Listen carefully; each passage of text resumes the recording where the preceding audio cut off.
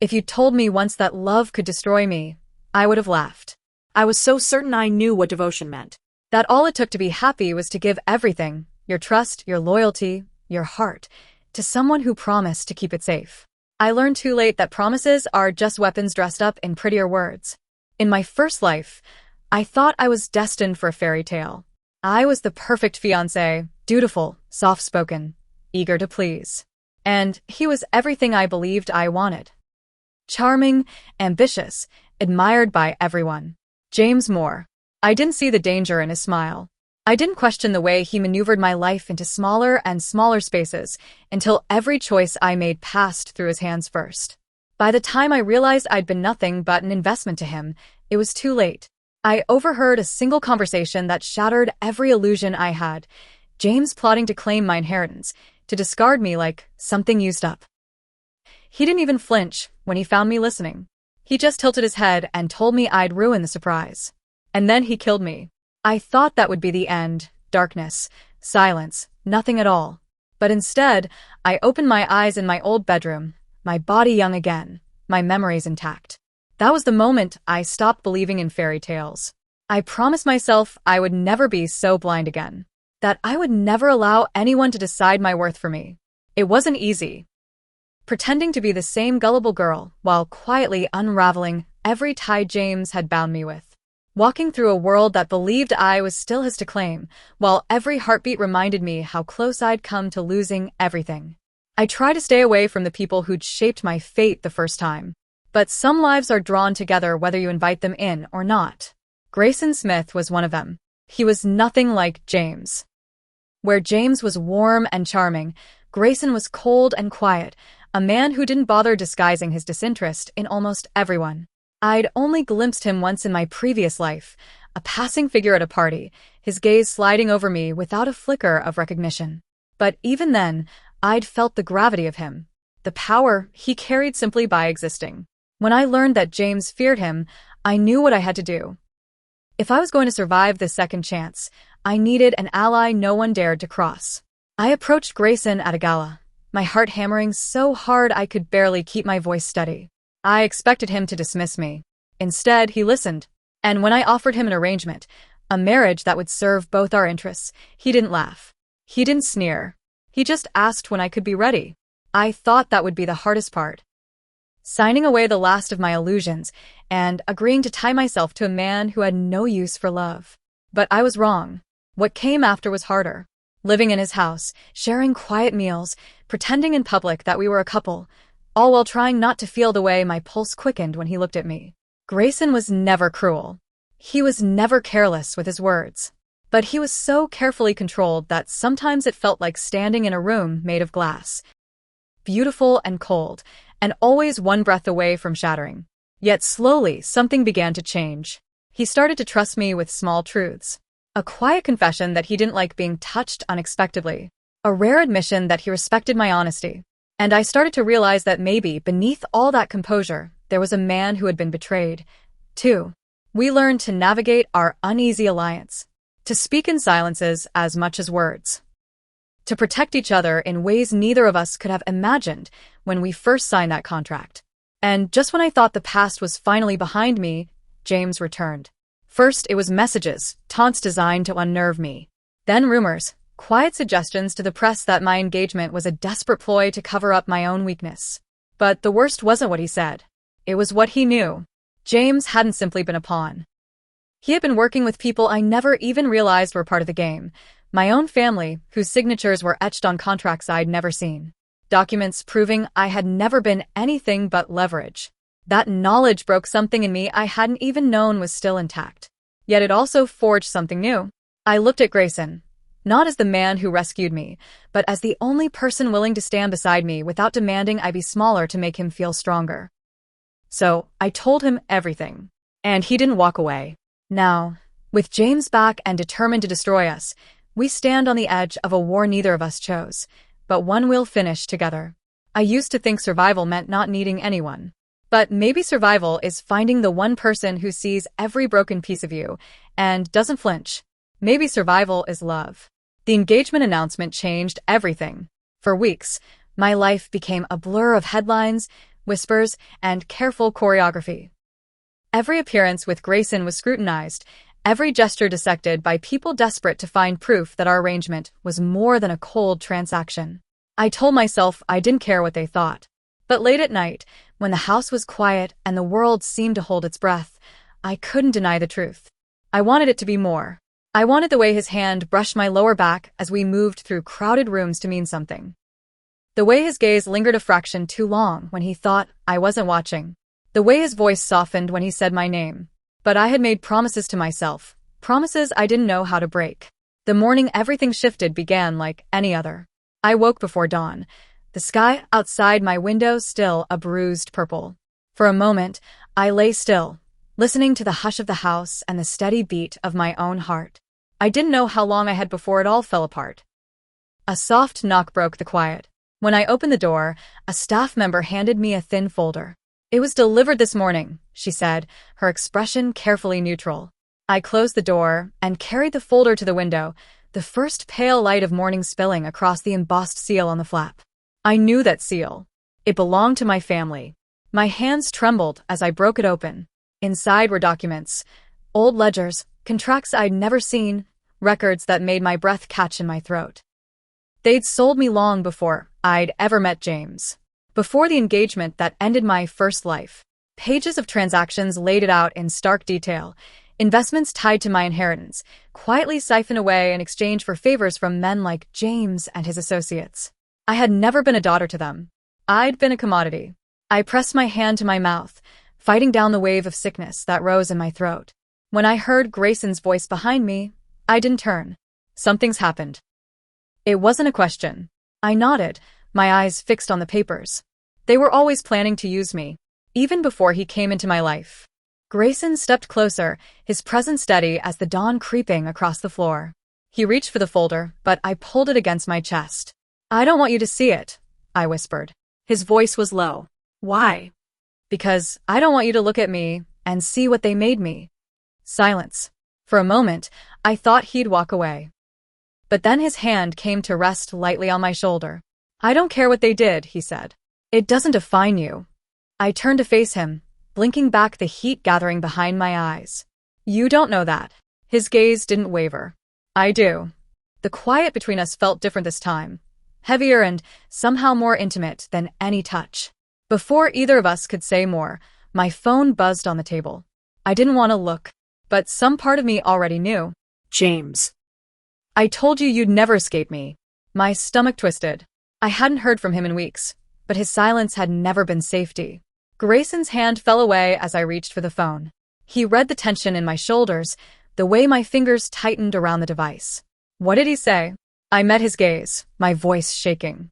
"He knows about this." Grayson's expression cooled, the softness of moments before replaced by a lethal calm. "Then he's making his move." The folder in my arms felt like it weighed 100 pounds. "What does he want?" He didn't hesitate. "Leverage.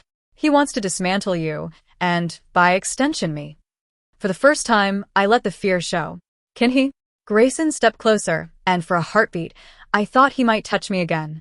But he stopped just short, his voice low and certain. "Not if we stay ahead of him."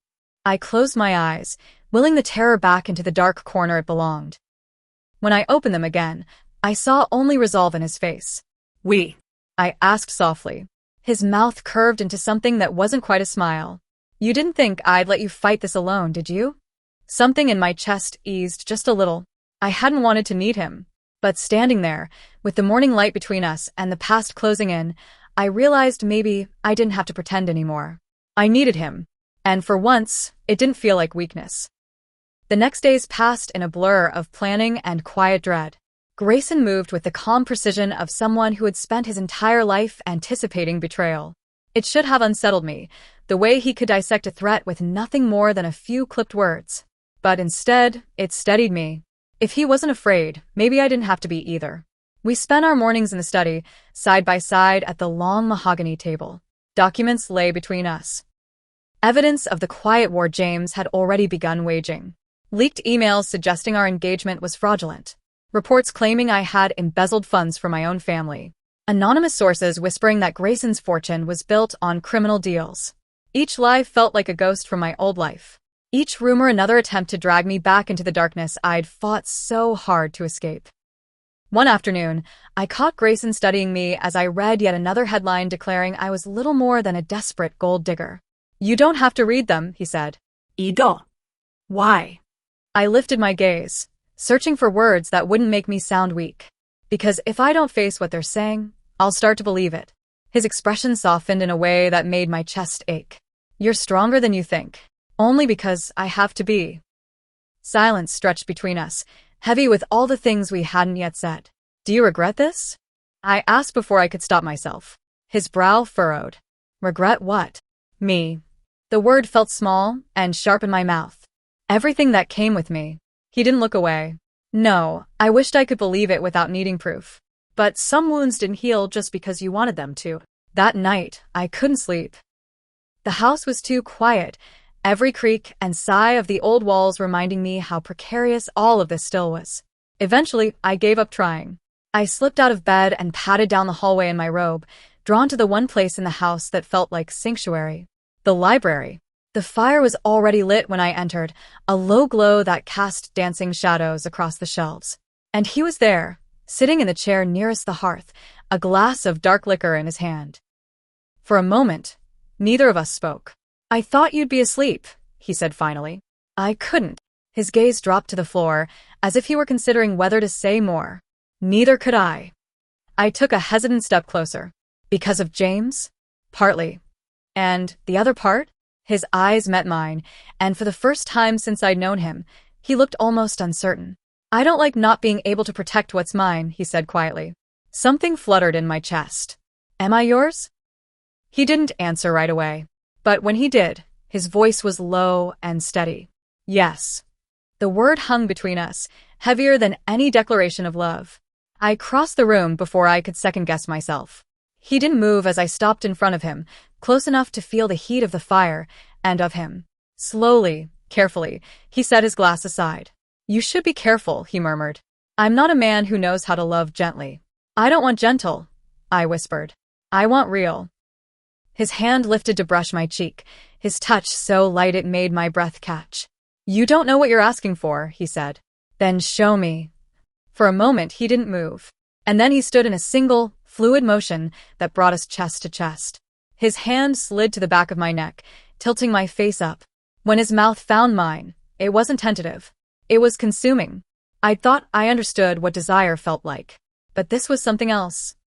Something that burned away every fear, every doubt. His kiss was a promise. That he would fight for me.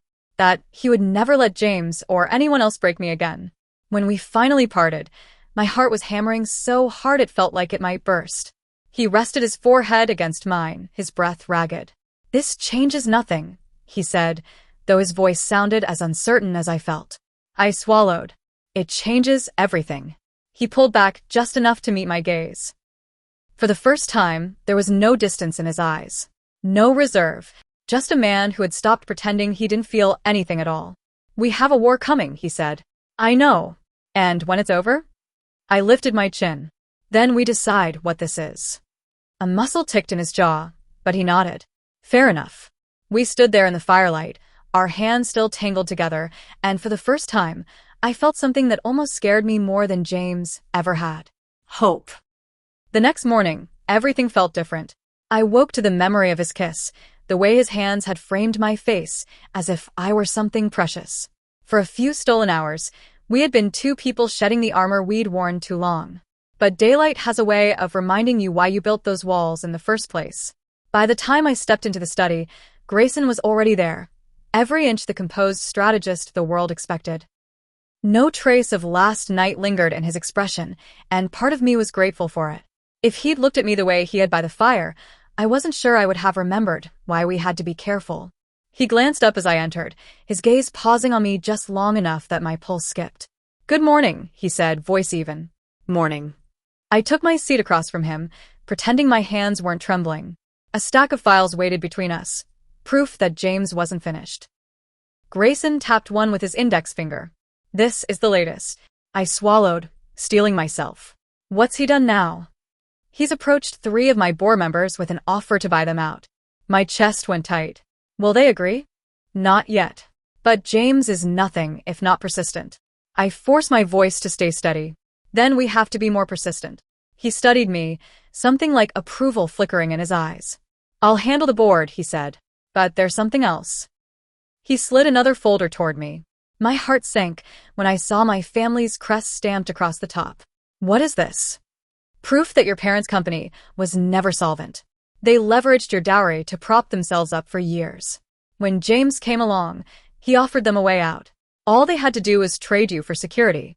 I looked down at the papers, my vision blurring. They were willing to sell me, I whispered. Grayson's voice was quiet. They did. For a long moment, I couldn't breathe. I'd suspected the truth, but suspicion was easier to bear than confirmation. I closed the folder with hands that wouldn't stop shaking. When will it end? When you decide you're done letting them define you.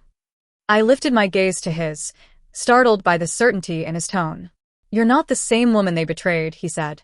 You're not the same woman he killed. I didn't realize I was crying until he rose and came to stand beside me. He didn't touch me, just rested his hand lightly on the table, close enough I could feel his presence. Do you know why I agreed to this arrangement? He asked. I shook my head. Because you looked me in the eye and told me the truth. No one does that. I swallowed, my throat raw. I didn't have anything left to lose. Exactly. His gaze held mine, steady and unflinching.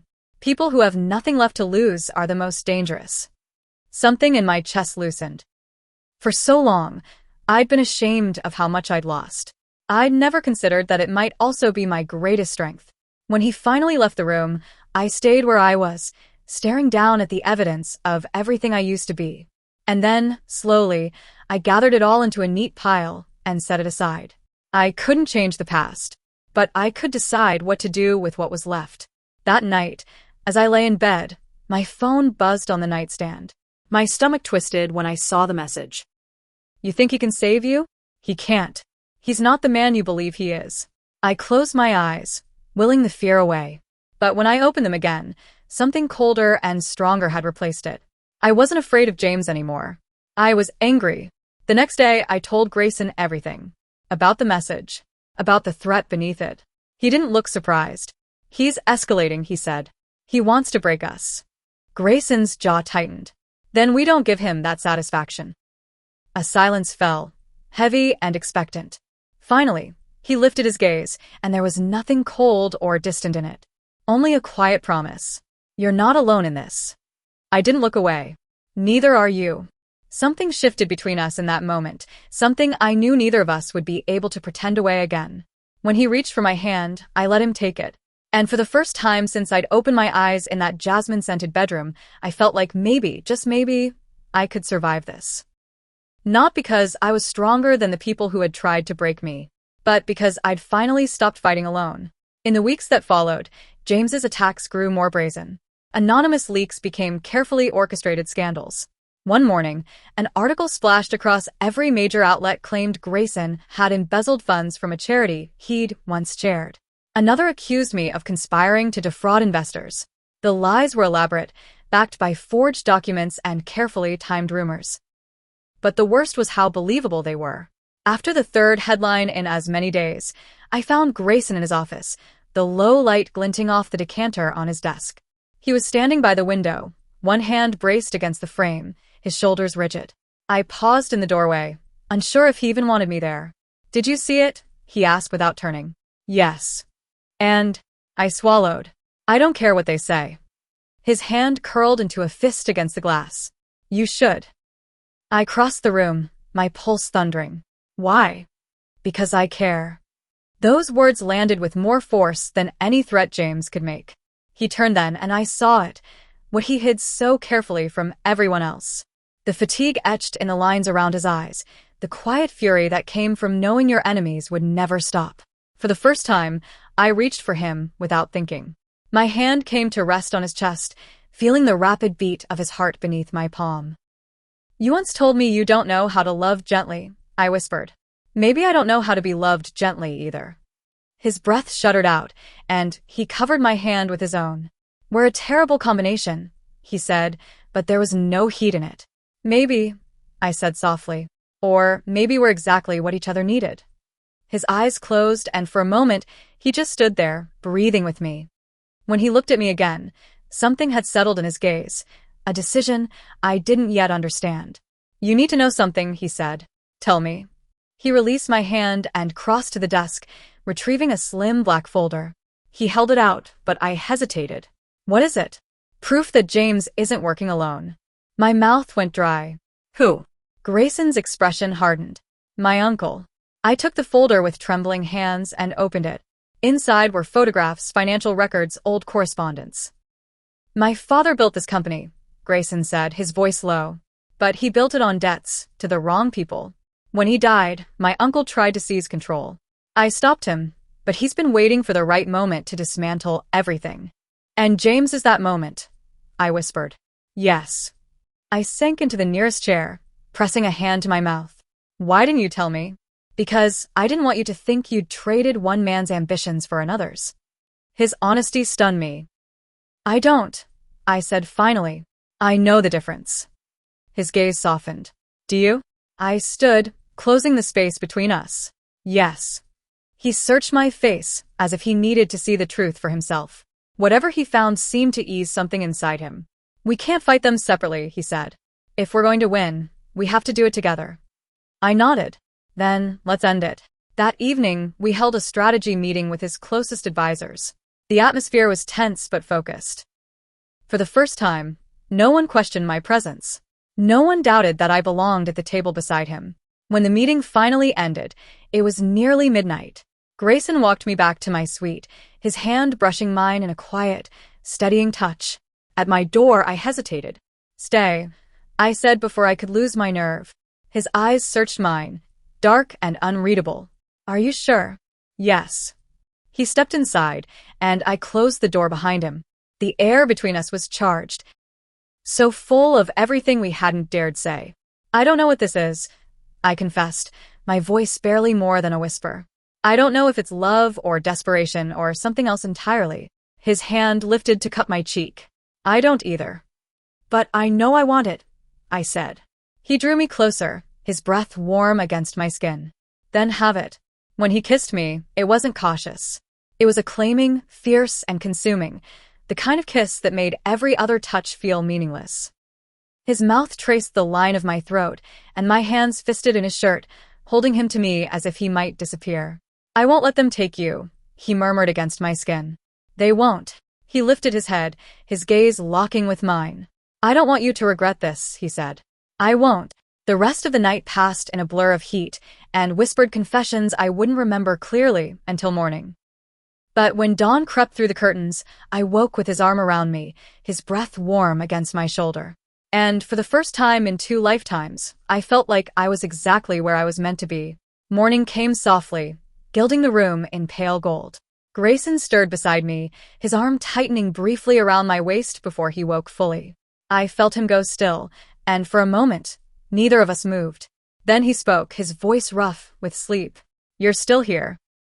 I turned my head on the pillow, meeting his gaze. "Did you think I wouldn't be?" His brow furrowed slightly. It wouldn't have surprised me.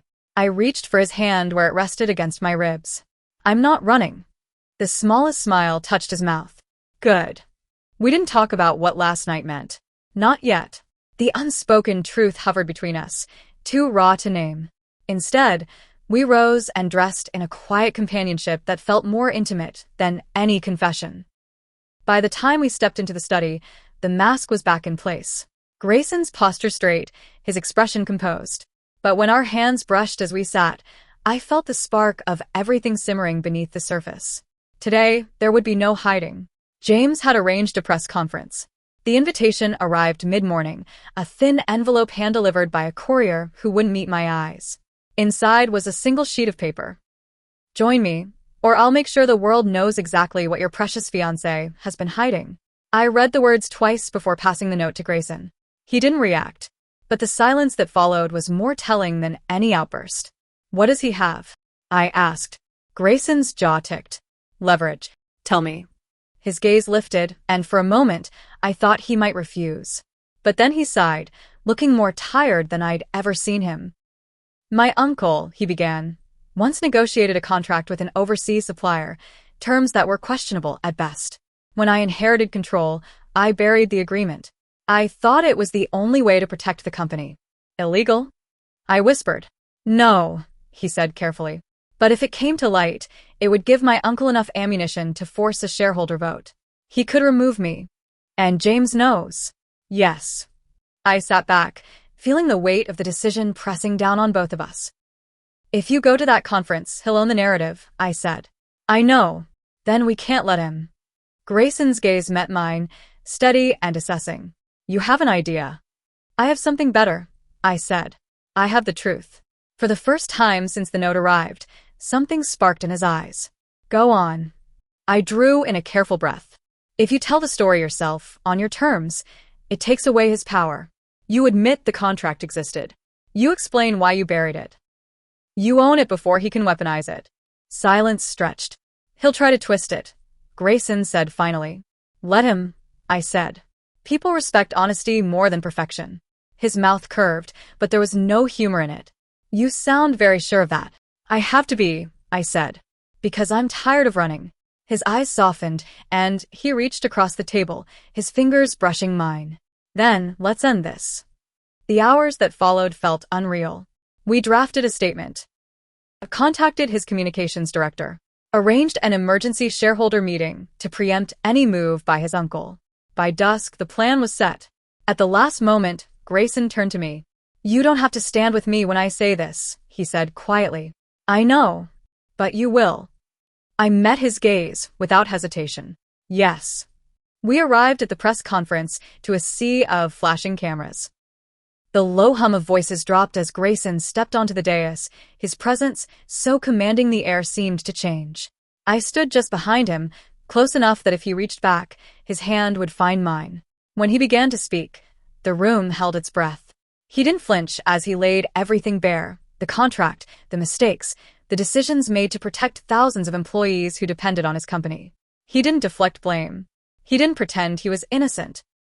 And when he finished, he turned to me just for a moment and nodded. I stepped forward. My name has been in headlines my entire life.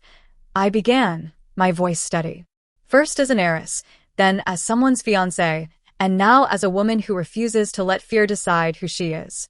I felt the cameras trained on my face, but for once, I didn't care. I stand beside this man because he never lied to me. He never pretended to be something he wasn't. And I won't let anyone, especially those who once called themselves family, convince me that honesty is a weakness. Grayson's hand found mine, his grip warm and certain. For a heartbeat, everything else disappeared. The questions, the headlines, the shadows of the past. We were two people who had survived too much to ever bow to blackmail again. When we left the stage, the noise exploded behind us, reporters shouting our names, flashbulbs bursting like fireworks. But as the doors closed, sealing us in quiet, Grayson turned to me. You didn't have to do that. Yes, I said, my voice soft. I did. His eyes searched mine and slowly, he raised my hand to his lips, pressing a kiss to my knuckles. You amaze me, he murmured. I felt something bright and fierce spark in my chest. Then don't let me go, I whispered. His mouth curved into a smile I'd never seen before, unshadowed, unguarded. I won't. And for the first time, I believed him. The days after the press conference were a whirlwind. Some called Grayson reckless for admitting everything. Others called him brave. But no one could deny the power of the truth, spoken without apology. James tried to spin it as proof of weakness, but the narrative had shifted. His threats no longer had the same teeth, and every time he appeared in the news, it only reminded people that he was the man who had built his empire on deception. Still, none of it was over. My family's silence was the most telling. No desperate calls to distance themselves. No attempts to salvage their reputation by blaming me. They knew the documents Grayson's investigators had uncovered could ruin them more thoroughly than any headline. At first, I waited for guilt to set in, for the old reflex to apologize for surviving. But it never came. Instead, I felt lighter. Like I'd finally laid down a burden I didn't even realize I'd been carrying. Grayson and I fell into a new rhythm. One neither of us tried to define. We spent long evenings in the library, reviewing contracts and contingency plans, our knees brushing under the table. Sometimes, When the house was quiet and the world had gone to sleep, he would find me in the dark, gather me in his arms, and kiss me like he'd been waiting all day. It wasn't gentle. It was hungry. Certain. One night, after too much whiskey and too little pretense, I asked him the question that had haunted me since the beginning. Why me? He was sitting in the chair across from mine, the fire painting gold along the line of his jaw.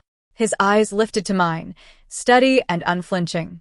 Because you didn't look away, he said. At the gala? At everything. I swallowed, my throat tight. I was terrified. You still didn't look away.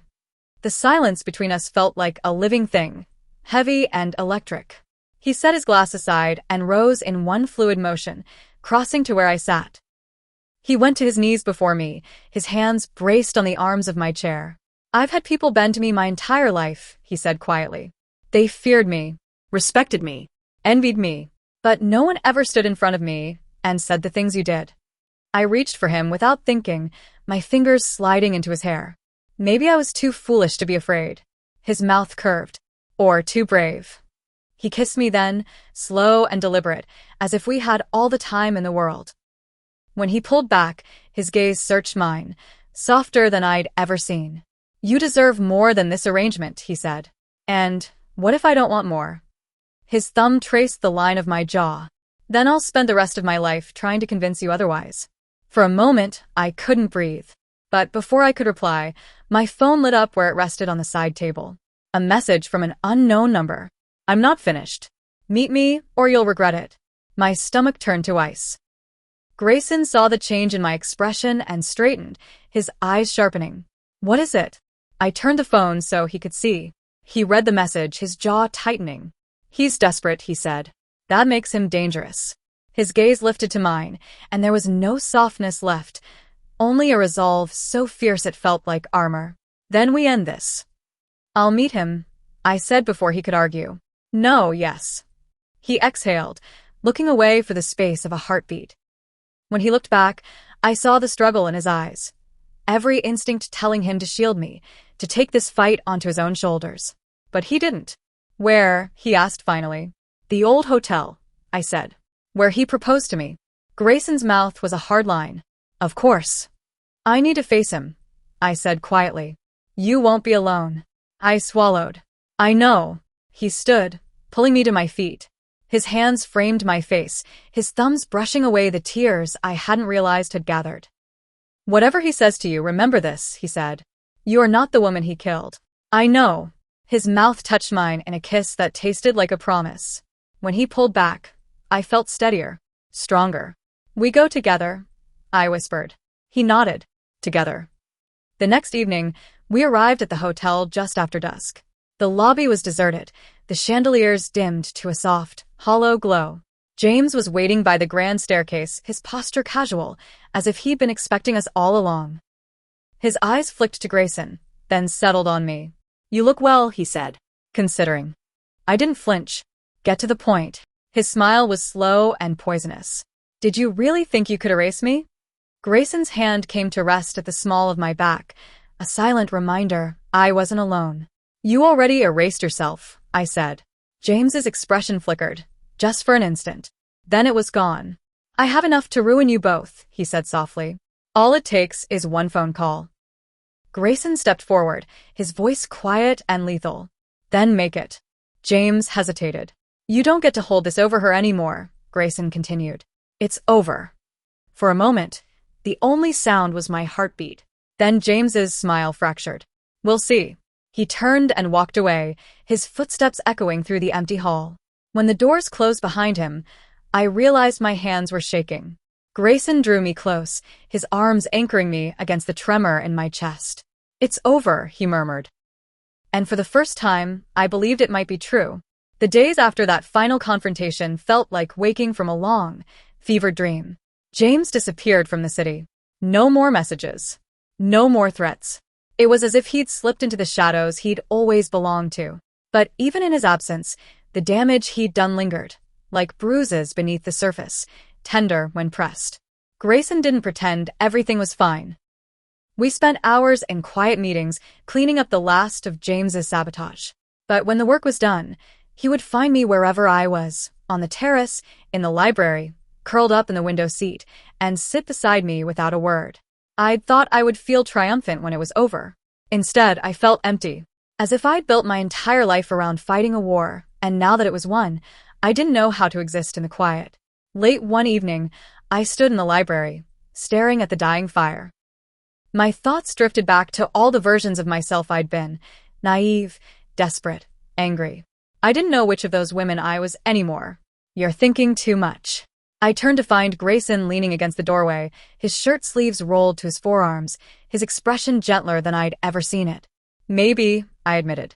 He crossed the room and stopped in front of me. You don't have to be strong all the time. I don't know how to be anything else, I whispered. His hand came up, brushing my hair back from my face. Then let me be strong for you. I closed my eyes, fighting the sting behind my eyelids. I don't want to need you this much. His thumb traced my cheekbone. Too late.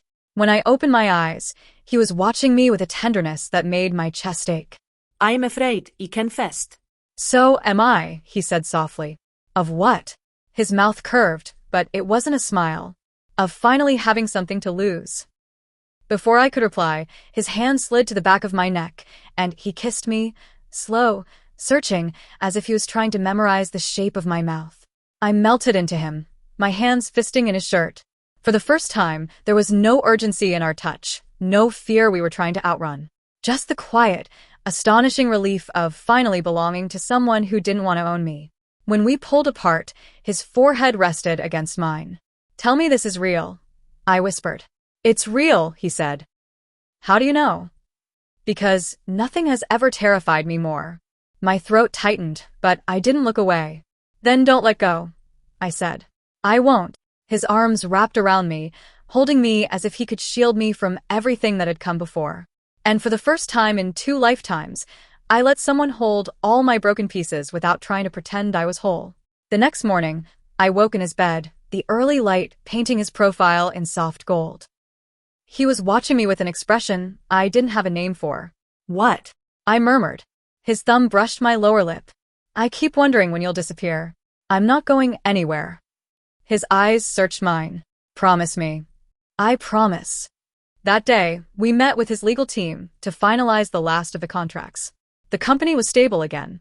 His uncle had retreated, nursing a loss he wouldn't soon recover from.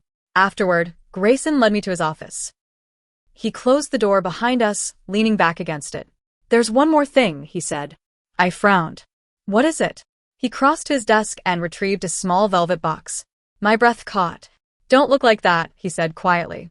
I'm not asking because I have to, or because of some contract.